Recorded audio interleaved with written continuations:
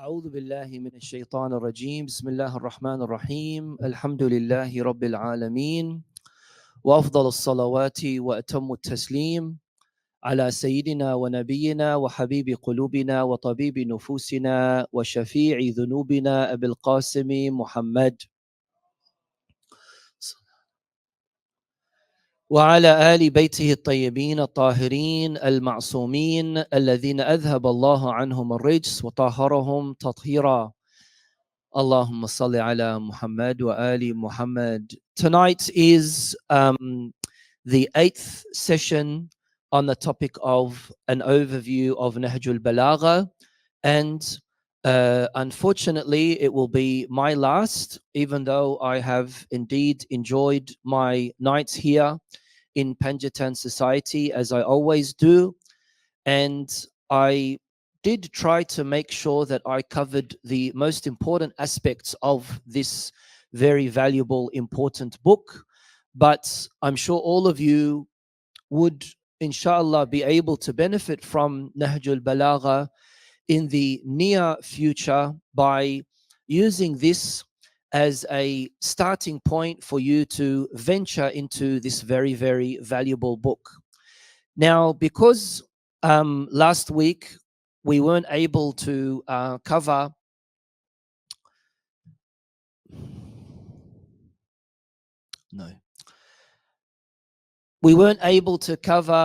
some of the issues that I wanted to speak about when I was doing the workshop on parenting and learning the skill of parenting teens. I will be covering a little bit of that. We don't have any more papers left, so if anyone does have a question left from last week or from today, of course, you can message this number and the question will be read out, or you can just grab the microphone at the end of our program and just ask your particular question. So this is the number here before we continue on with tonight's topic, which is the Rasail of, which is something that I have left out in Wednesday night's session, was a part of the letters of Imam Ali alayhi salam, which I want to cover tonight, and then go on to the last part, which is the wise sayings of Imam Ali alayhi salam. And this is a part of letter 31, which we did read out a section of in the previous session, a letter written by Imam Ali alayhi salam to his son Imam Hassan al-Mujtaba, where he gives him a series of recommendations and advice. I did say that this is something very useful for every youth to read. This is something that every parent should sit their child down and read with them, because a lot of it is not only moral instructions given by Imam Ali to his son Imam Hassan, but also social instructions as well, things that we can use in our social life. And because we've already given an introduction to this particular letter and we have read parts of it, we'll just read this particular part, please. O my child, make yourself the measure for dealings between you and others. The measure here means the scale, the mizan, as Imam Ali alayhi salam uses in this expression. Ij'al nafsaka mizanan fima baynaka wa bayna ghayrik. Make yourself a scale that you use between yourself and others. In the scale of you using between yourself and your others are the things that you like for yourself, you should like for others. Other things that you don't like for yourself, you should also not like for others. Carry on. Thus, you should wish for others what you wish for yourself, and hate for others what you hate for yourself. Do not oppress as you do not like to be oppressed. Do good to others as you like good to be done to you. Regard as bad for yourself whatever you regard as bad for others. Accept that from others which you like others to accept from you. Do not talk about what you do not know, even though what you know may be very little. Do not say to others what you do not like to be said to Girls, you. girls, sit down, please. Be informed that self admiration is contrary to propriety of action and is a calamity for the mind. Therefore, increase your striving and do not become a treasurer for wealth to be inherited by others. When you have been guided on the right path, humble yourself before Allah as much as you can. Thank you very much. I, of course, wasn't able to cover everything that is necessary to be spoken about for Nahj al-Balagha, but this is another marvel of Imam Ali, where he recited irtijalan, which is spontaneously, this particular khutbah when there was a group of people speaking about the merit and virtue of knowledge and memorizing and things like that. And then he just recited this sermon. The uniqueness of this sermon is that every word that Imam Ali used does not have an alif. There is no alif in this very long khutbah of Imam Ali alayhi salam. How difficult is that? This is a marvel of Imam Ali alayhi salam. Next, another marvel is a khutbah of Imam Ali with no dot, none of the words recited, read out by Imam Ali, irtijalan, again, spontaneously. It wasn't something that he had prepared for days or months. No, it was just spontaneous. None of the words that he used had a nuqta, had a dot. There was no ba, no jim, no kha. As you know, in Arabic, there are a lot of letters that have dots in them. And as you can see here, none of the words have any dots. How difficult is that as well? In regards to the wise sayings of Imam Ali, we can say wise sayings, we can say kalimat qisar, short sayings, we can use the word proverbs, we can use the word quotes, we can use the word pieces of advice, statements. All of them fall under this third category after sermons and letters, and that is the short and wise sayings of Imam Ali. 480 of them, which is the regular amount being mentioned in Nahj al-Balagha. However, as I have explained in detail before, there are other books like Ghurar al-Hikam, where there are more than 10,000 of these wise sayings and short quotes from Imam Ali alayhi salam. It is said that these that were selected by Al-Sharif al-Radhi were during his Khilafah as well. Now, seeing that we're going to be using the word wise saying frequently, there's a verse in the Holy Quran which is very important for us to remember and reflect upon when speaking about wanting to give someone wisdom, wanting to give advice, wanting to guide someone.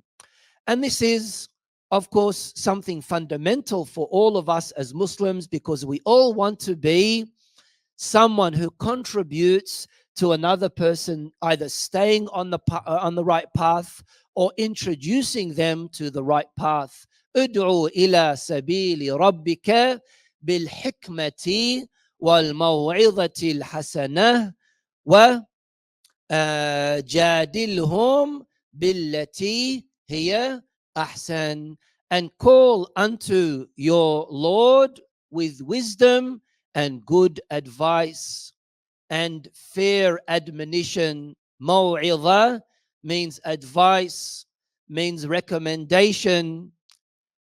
وَجَادِلْهُمْ بِالَّتِي هِيَ أَحْسَنُ, and dispute, engage in dialogue and disputes, and even debates, بِالَّتِي هِيَ أَحْسَنُ, in a good way.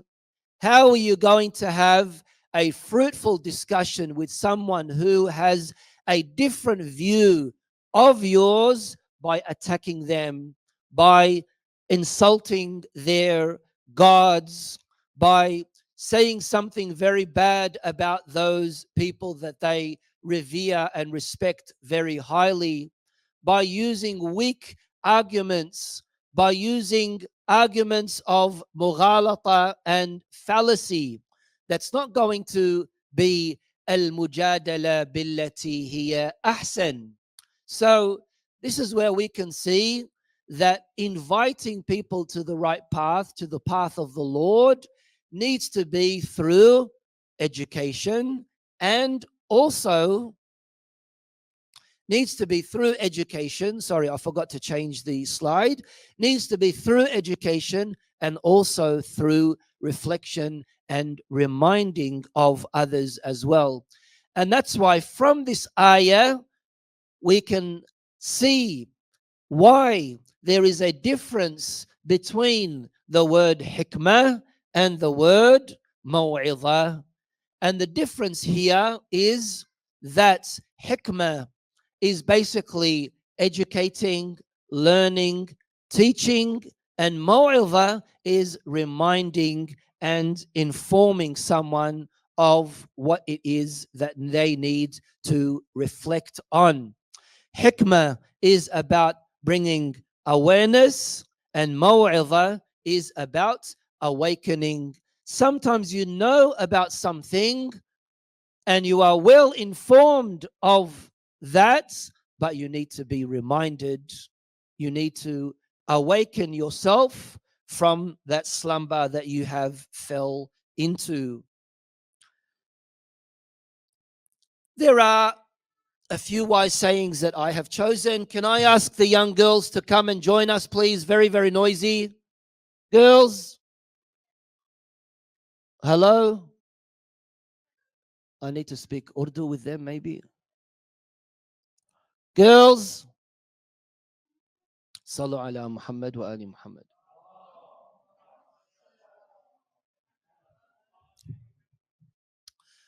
Wise saying number one. So, as I said, there are 480 hikam in Sallu ala Muhammad wa ali Muhammad.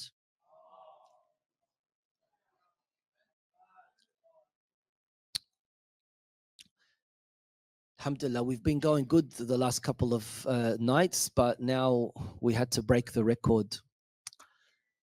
What was I saying? Wise sayings, 480 of them, right? And of course, I'm not going to be able to cover all of them. So I selected a few on different topics. Most of them are very, very popular, very common. Remember what I said in one of the early nights, that it is really important for us to memorize at least some of the sayings of Ahlul Bayt alayhim salam, and how it would empower us, not only in our Arabic vocabulary, but also in us sharing these words of wisdom and such beautiful proverbs with others as well. And that will, of course, give us not only that sense of pride that we are re-quoting something given by Imam Ali, but also it's going to be something that someone really sits down and contemplates on and thinks about, because these are really beautiful kind of statements. Imam Ali, in wise saying number one, and it's interesting that Al-Sharif al-Radhi chose this as the first wise saying, because fitna is really, really dangerous. It is really damaging. It is really scary. Imam Ali says, Kun fil fitnati kabni labun, and be in a in fitna, when facing fitna, be like a 2-year-old baby camel. Ibn Laboon, Laboon from the word Laban means milk, right? And Ibn Laboon is one of the ages of a camel, because the Arabs have for camels many, many different names and titles based on their age group. And a Ibn Laboon is a 2-year-old camel. Now, this 2-year-old camel is too fragile to be used to ride on, and also too young to be able for them to be milked from as well. And this is why he says, Imam Ali says, لا ظهر فيركب ولا ضرع فيحلب. Be in a fitna like a 2-year-old camel, where it is still too young to be used to ride on, to mount on, and also not strong enough for you to, not young enough or strong enough, sorry, not strong enough to ride on, nor having the ability for you to be able to milk from it. What does this mean? Obviously, it means that at times of fitna, we need to be very, very cautious that we don't ride the wave of fitna, either the wave for the fitna or the wave on the opposite direction of the fitna. When there are two conflicting issues happening, we need to be very, very careful and wise in how we react to it. Does this mean, and unfortunately, this hadith from Imam Ali is used in the wrong context, that it refers to, when it comes to problems and issues, you've got dramas in the society, you've got a bad ruler, there's a lot of fitna happening in the government, stay quiet, go home, close your doors, don't do anything. No, that's definitely not what it means. So I'm getting louder and the girls are getting louder. So I don't know what I'm going to do tonight. If we can ask them to come inside here, or give them some sleeping pills or something.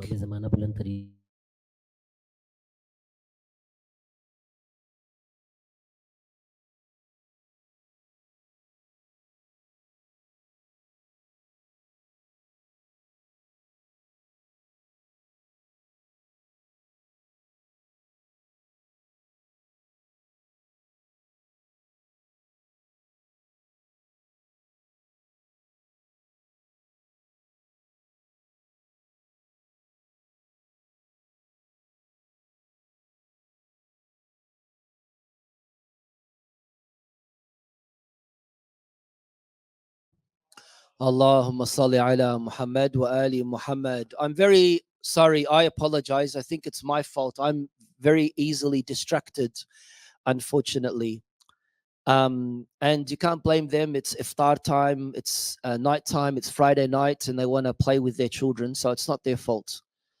But inshallah, we'll be able to benefit from tonight's session, all of us. So I think here it's really important for us to reflect on this wise saying from Imam Ali, because anything that A'immatu Ahlul Bayt alayhim salam have said, we can't take it within its black and white context itself, but we have to use it in respect to the other information and advice given to us by Imam Ali. Look at what Imam Ali had said to his sons, Imam Hassan and Imam Hussein, where he said, Kuna lil-zalimi khasma wa lil-mazlumi auna. Be an enemy, be an enemy to the zalim, and be an assistance to the مظلوم. If it was the case that in times of fitna, you should never ever involve yourself whatsoever, then why is it that Imam Ali in this place and many other places, it says you have to stand up for your rights. You have to go against the zalim. So what we can understand from this is that when there is a lot of confusion, when there is confusion and you really don't know what is right or what is wrong, and especially when it's believers, when it's mu'minun, righteous, pious believers having some kind of conflict between each other, we need to make sure that we don't get dragged into it. And this happens everywhere. And that's why it is so important for Sharif al-Radhi to have mentioned it in this particular process in sequence. Why saying number 3? This is, of course, again, something to do with personal traits. How are we able to rid ourselves of personal traits? Imam Ali alayhi salam, he says, البخل عار والجبن منقصه والفقر يخرس الفطن عن حجته والمقل غريب في بلدته. Can you read that, please, Abbas? Miserliness is a shame. Cowardice is a defect. Poverty disables an intelligent man from arguing his case. And a destitute person is a stranger in his own hometown. Thank you very much. Of course, there is a section here where it says, وَالصَّبْرُ شُجَاعَةٌ, of course, which basically means patience is bravery as well. Why saying number 6? Imam Ali alayhi salam says, من رضي عن نفسه كثر الساخط عليه. Whoever admires himself attracts many opponents against him. Confidence is good. Being confident is good, but being overconfident is not good. Being someone who feels that there are areas of improvement in ourselves is always very, very important. When I say that I am kamil mukammal, when I am that I am perfect, when I have so much admiration to myself, right? I'm going to get a lot of people who oppose me. I'm going to get a lot of enemies. Why? Because I am so self-absorbed that I don't like criticism. I don't want to listen to advice given to me by other people. I'm not interested in listening to all of these things that other people have to say about me, because I see myself in absolute perfection. I am very happy with who I am, and therefore, me being flawless, I'm not interested in what it is that others have to say. What's that going to do? That's going to increase the number of people who hate me. And that is, of course, very, very natural. That's going to happen. Wise saying number 34. This is, again, Imam Ali giving advice to his son, Imam Hassan. This is a long hikmah as well, and I've only chosen a part of it where he says, Ya bunay, ihfaz anni arba'an wa arba'a. Memorize and learn 4 things from 4 things. Imam Ali ibn Abu Talib alayhi salam said the following to his son Al-Hasan alayhi salam. O son, learn 4 things and a further 4 things from me. Nothing will harm you if you practice them. The richest of all riches is intelligence. The biggest destitution is foolishness. Okay. أغنى الغني العقل. The richest thing that you can have is your aql. The poorest thing that you can have, akbarul faqr, the poorest thing that you can have is being foolish. Al-humq. Al-humq, al-ahmaq means being foolish. I'm not going to use that word that I used a few nights ago, but that's what it is, pretty much. The most poorest of things that a person can have is that. Carry on. The most wild of the wild is vanity, and the best achievement is goodness of the moral character. Akramul hasab, husnul khuluq. Carry on. O my son, you should avoid making friends with a fool, because if he intends to benefit you, he will harm you. Stay away from a foolish person, because although they think that they're doing good for you, they are rather doing a lot of damage. You should avoid making friends with a miser, because he will run away from you when you need him the most. What's a miser? A stingy person, a greedy person, a bakhil person. Why should you stay away from a greedy, stingy person? Because when you need them, they are nowhere to be found. So why do you want to befriend such a person? You should avoid making friends with a sinful person, because he will sell you for naught. Basically, this means إياك ومصادقة الفاجر. Stay away from an immoral person, a sinning person, someone who sins regularly. Don't be their friend, because they will sell you for pretty much nothing. And you should avoid making friends with a liar, because he is like a mirage, making you see far things as near and near things as far. Who knows what a mirage is? Nobody? In Melbourne? Do you know what a mirage is? No? Really? How about you, Wildcats? Do you know what a mirage is? No? How about you? Yeah? Yeah, he's saying, yeah, Puma?